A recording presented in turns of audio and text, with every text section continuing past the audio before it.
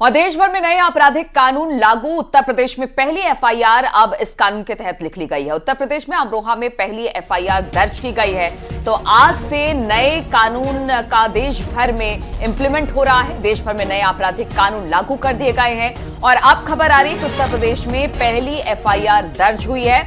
इस नए कानून को लेकर उत्तर प्रदेश में अमरोहा में पहली एफआईआर दर्ज की गई।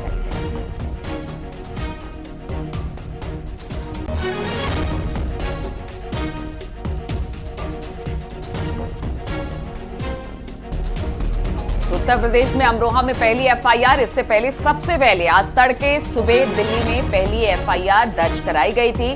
देश भर में नए आपराधिक कानून आज से लागू हो गए। 3 ऐसे कानून हैं और अब धाराएं भी चेंज हो गई है। चाहे वो हत्या का मुकदमा हो, धोखाधड़ी का मुकदमा हो, रेप का मुकदमा हो, हर में धाराएं चेंज कर दी गई है। अब ये देखना होगा कौन सी धाराएं कहां लग रही है। लेकिन अब खबर आ गई है कि दिल्ली के बाद अब उत्तर प्रदेश में भी पहली एफआईआर दर्ज कर ली गई है, वो भी अमरोहा में। बातचीत करने के लिए ऋषभ मणि हमारे साथ जुड़ गए हैं। ऋषभ, पहली एफआईआर नए कानून लागू होने के बाद दर्ज की गई है। किन मामलों में ये जो एफआईआर है उसे दर्ज किया गया है? देखिए, भारत में एक बड़ा बदलाव हुआ है और अंग्रेजों का जो औपनिवेशिक काल था, जो कॉलोनियल सिस्टम था, उस वक्त जो इंडियन पीनल कोड था, जिसको भारतीय दंड संहिता कहा जाता था, अब उसको खत्म कर दिया गया है। दंड की जगह न्याय ने ले ली है। अब भारतीय दंड संहिता की जगह भारतीय न्याय संहिता हो गई है और जो भारतीय दर्शन की मूल भावना भी है, आज से पूरे देश में लागू हो गई है। और भारतीय न्याय संहिता के तहत जो उत्तर प्रदेश में पहली एफआईआर हुई है वो अमरोहा जिले के रहरा थाने में हुई है। भारतीय न्याय संहिता बीएनएस की धारा 106 के तहत ये किसी की लापरवाही के चलते किसी की मौत के मामले में धारा इस्तेमाल की जाती है। जैसा बताया गया है कि वहाँ खदरा के रहने वाले संजय के पिता जगपाल की मौत करंट लगने से हुई है। उनके पड़ोस के खेत में जो तार लगाए गए थे उसमें करंट दौड़ाया हुआ था। तो राजवीर उर्फ रज्जू और भोलू के ऊपर ये आरोप है कि उनके खेत के जो बाड़ लगी हुई थी उसमें करंट दौड़ रहा था, जिसको छूने की वजह से जगपाल की मौत हो गई।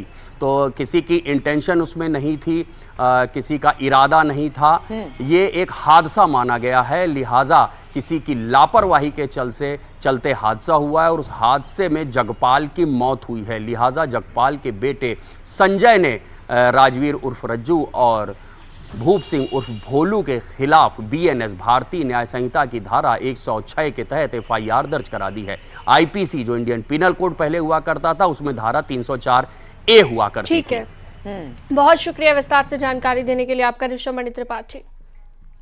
आगे बढ़ते हैं। वाराणसी पुलिस का अपराधियों के खिलाफ ऑपरेशन लंगड़ा लगातार जारी है। पुलिस ने एनकाउंटर में घायल बदमाश किशन सरोज और उसके 2 साथियों को गिरफ्तार कर लिया है। बदमाश किशन सरोज चेन स्नैचिंग गिरोह के सरगना बताए गए और चेन स्नैचिंग की कई वारदात में ये वांटेड था।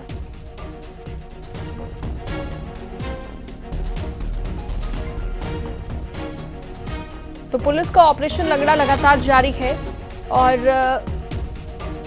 बदमाश किशन सरोज समेत 3 को गिरफ्तार किया गया है।